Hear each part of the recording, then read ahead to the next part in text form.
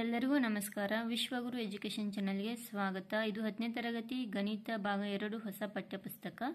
ಇದರಲ್ಲಿ ಅಧ್ಯಾಯ 11 ವೃತ್ತಗಳಿಗೆ ಸಂಬಂಧಿಸಿದ ವಿಸ್ತೀರ್ಣಗಳು. ಇದರಲ್ಲಿ ಈಗಾಗಲೇ ನಾವು ಅಭ್ಯಾಸ 11.1 ನೋಡ್ತಾ ಇದ್ದೀವಿ. ಈ ಹಿಂದಿನ ವಿಡಿಯೋದಲ್ಲಿ ಪ್ರಶ್ನೆ ಸಂಖ್ಯೆ 6ರವರೆಗೆ ಬಿಡಿಸಿದ್ದೇವೆ. ಆ ಎಲ್ಲ ವಿಡಿಯೋಗಳನ್ನ ಯಾರೆಲ್ಲ ನೋಡಿಲ್ಲ ಹೋಗಿ ನೋಡಿಕೊಳ್ಳಿ.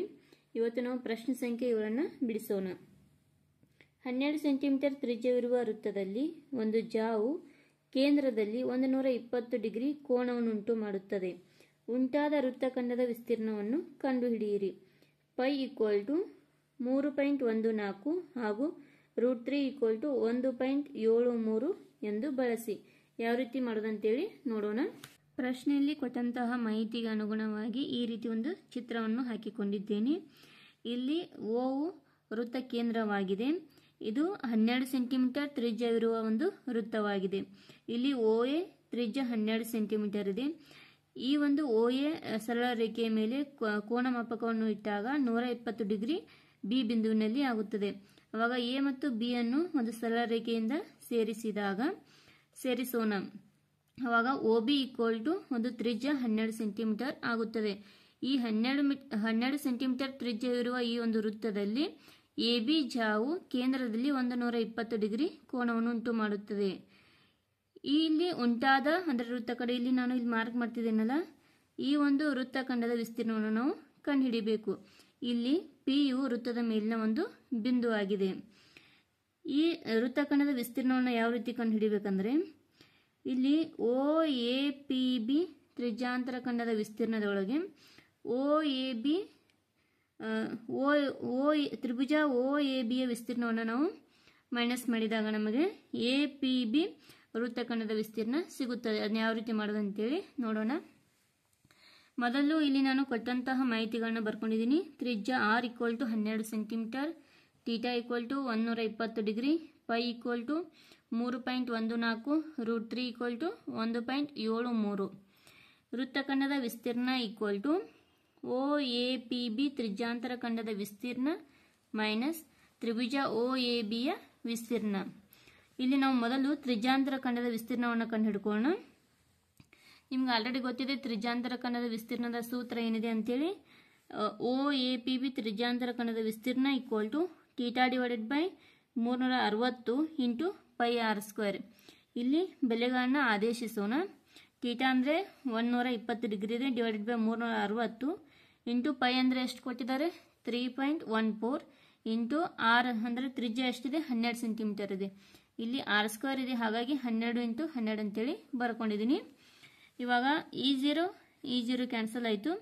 12 1 12 3 36, ನೆಕ್ಸ್ಟ್ 3 1 3 4 12.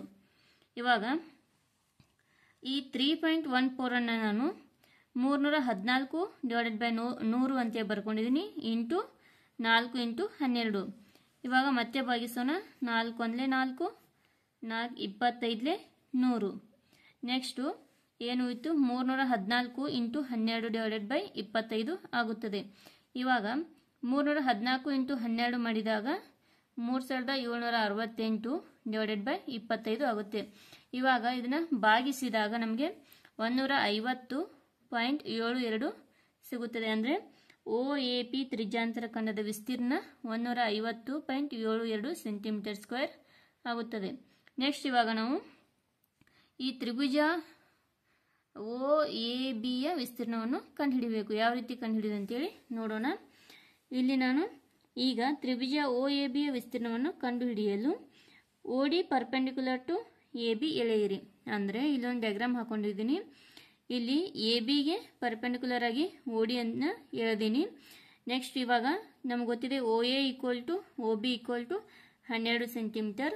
ಆದ್ದರಿಂದ ಲಂಬ ವಿಕರ್ಣ ಬಾಹು ಸರ್ವಸಮ್ಮತಿಯ ಪ್ರಕಾರ ತ್ರಿಭುಜ ADO ಸರ್ವಸಮ ತ್ರಿಭುಜ BDO. ಅಂದರೆ ADO ನೆಕ್ಸ್ಟ್ ತ್ರಿಭುಜ BDO ಆಗಿರುತ್ತೆ. ಆದ್ದರಿಂದ ABಯ ಮಧ್ಯಬಿಂದು D, ಅಂದರೆ ಈ ABಯ ಮಧ್ಯಬಿಂದು ಏನಾಗುತ್ತೆ D ಆಗುತ್ತೆ. ಆವಾಗ ಕೋನ AOD = ಕೋನ BOD. ಅಂದರೆ ಕೋನ AOD = BOD = 1/2 ಇಂಟು 120 ಅಂದರೆ 2 1 2 6 12 0 ಅಂದರೆ 60 ಡಿಗ್ರಿ ಆಯಿತು. ಅಂದರೆ ಕೋನ A O D equal to 60 degree. Next ಕೋನ B O D equal to 60 degree ಆಯಿತು. ಇಲ್ಲಿ ಎ ಬಿಯ ಮಧ್ಯಬಿಂದು ಡಿ ಆದಾಗ ಎ ಡಿ ಎಷ್ಟಿರುತ್ತೋ ಬಿ ಡಿ ಕೂಡ ಅಷ್ಟೇ ಇರುತ್ತೆ. ಇವಾಗ ನೆಕ್ಸ್ಟು ತ್ರಿಭುಜ ಒ ಡಿ ಎದಲ್ಲಿ ಅಂದರೆ ತ್ರಿಭುಜ ಒ ಡಿ ಎದಲ್ಲಿ cos 60 degree equal to, cos ಅಂದರೆ ಏನು, ಪಾರ್ಶ್ವಬಾಹು ಡಿವೈಡೆಡ್ ಬೈ ವಿಕರ್ಣ. ಅಂದರೆ ಇಲ್ಲಿ ಪಾರ್ಶ್ವಬಾಹು ಯಾವುದಾಗತ್ತೆ ಅಂದರೆ ಒ ಡಿ ಆಗುತ್ತಾ, ನೆಕ್ಸ್ಟು ವಿಕರ್ಣ ಏನಾಗುತ್ತಾ ಒ ಎ ಆಗುತ್ತಾ. ಹಾಗಾಗಿ ನಾನಿಲ್ಲಿ cos 60 degree equal to O D divided by O A ಅಂತೇಳಿ ಬರ್ಕೊಂಡಿದ್ದೀನಿ. ಕಾಸ್ 60 ಡಿಗ್ರಿ ಅಂದರೆ 1/2 equal to O D, O A ಅಂದರೆ 12 ಇದೆ. ನೆಕ್ಸ್ಟು ಇದನ್ನ ಓರೆ ಗುಣಾಕಾರ ಮಾಡಿದಾಗ O D equal to 6 centimetre ಆಗುತ್ತದೆ. ನೆಕ್ಸ್ಟು ಇಲ್ಲಿ ನಾನು sine 60 degree equal to A D divided by O A ಅಂತೇಳಿ ತೊಗೊಂಡಿದ್ದೀನಿ. ನೆಕ್ಸ್ಟು ಸೈನ್ 60 ಡಿಗ್ರಿ ಅಂದರೆ √3 divided by 2 equal to A D divided by O A ಅಂದರೆ 12 ಇದೆ. ನೆಕ್ಸ್ಟು ಇದನ್ನ ಓರೆ ಗುಣಾಕಾರ ಮಾಡಿದಾಗ A D equal to 6 into √3 centimetre ಆಗುತ್ತದೆ. ಇಲ್ಲಿ ನೀವು ನೋಡ್ಬೋದು, ಇಲ್ಲಿ ಎ ಡಿ ಬಂದಿದೆ, ನೆಕ್ಸ್ಟು ಬಿ ಎ ಡಿ ಎಷ್ಟು ಬಂದಿದೆ 6√3 ಅಂತ ಬಂದಿದೆ. ಹಾಗಾಗಿ ಬಿ ಡಿ ಕೂಡ 6√3 ಅಂತೇಳಿ ಬರುತ್ತೆ. ಹಾಗಾಗಿ ನಾನು ಇಲ್ಲಿ A B equal to A D plus B D equal to 6√3 plus 6√3 ಅಂತ ಬರ್ಕೊಂಡಿದ್ದೀನಿ. ಇವಾಗ ಇವುಗಳನ್ನ ಕೂಡಿಸಿದಾಗ 12√3 ಆಗುತ್ತದೆ. ಅಂದರೆ A B equal to 12 into √3 centimetre ಆಗುತ್ತದೆ. ನೆಕ್ಸ್ಟ್ ನಾವು ತ್ರಿಭುಜ ಒ ಎ ಬಿಯ ವಿಸ್ತೀರ್ಣ ಈಕ್ವಲ್ ಟು, ತ್ರಿಭುಜದ ವಿಸ್ತೀರ್ಣ ಸೂತ್ರ ಏನಾಗುತ್ತೆ 1/2 ಪಾದ ಇಂಟು ಎತ್ತರ ಅಂದರೆ A B into O D ಆಗುತ್ತದೆ. ಇವಾಗ 1/2 ಇಂಟು ಎ ಬಿ ಅಂದರೆ ಎಷ್ಟು ಬಂದಿದೆ 12 ಇಂಟು √3, ಒ ಡಿ ಅಂದರೆ ಎಷ್ಟಿದೆ 6 ಇದೆ. ಇವಾಗ 2 1 2 3 6, 12 3 ಎಷ್ಟು 36 ಇಂಟು √3 ಸೆಂಟಿಮೀಟರ್ ಸ್ಕ್ವೇರ್ ಆಗುತ್ತೆ. ಅಂದರೆ ತ್ರಿಭುಜ ಒ ಎ ಬಿಯ ವಿಸ್ತೀರ್ಣ ಎಷ್ಟಾಗುತ್ತೆ 36 ಇಂಟು √3 ಸೆಂಟಿಮೀಟರ್ ಸ್ಕ್ವೇರ್ ಆಗುತ್ತದೆ. ಈಗ ತ್ರಿಜ್ಯಾಂತರ ಖಂಡದ ವಿಸ್ತೀರ್ಣ ಮತ್ತು ತ್ರಿಭುಜದ ವಿಸ್ತೀರ್ಣವನ್ನು ಕಂಡುಹಿಡ್ಕೊಂಡೆವು. ಇವಾಗ ವೃತ್ತಖಂಡದ ವಿಸ್ತೀರ್ಣವನ್ನು ಯಾವ ರೀತಿ ಕಂಡುಹಿಡಿದು ಅಂತೇಳಿ ನೋಡೋಣ. ಎ ಪಿಯ ವೃತ್ತಖಂಡದ ವಿಸ್ತೀರ್ಣ equal to O A P B ತ್ರಿಜ್ಯಾಂತರ ಖಂಡದ ವಿಸ್ತೀರ್ಣ ಮೈನಸ್ ತ್ರಿಭುಜ ಒ ಎ ಬಿಯ ವಿಸ್ತೀರ್ಣ. ತ್ರಿಜ್ಯಾಂತರ ಖಂಡದ ವಿಸ್ತೀರ್ಣದ ಎಷ್ಟು ಬಂದಿದೆ 150.72 ಬಂದಿದೆ. ನೆಕ್ಸ್ಟ್ ಮೈನಸ್ ತ್ರಿಭುಜದ ವಿಸ್ತೀರ್ಣ ಎಷ್ಟು ಬಂದಿದೆ 36 ಇಂಟು √3 ಅಂತೇಳಿ ಬಂದಿದೆ. ಇವಾಗ 150.72 ಮೈನಸ್ 36 ಇಂಟು √3 ಅಂದರೆ ಎಷ್ಟಿದೆ 1.73 ಇದೆ.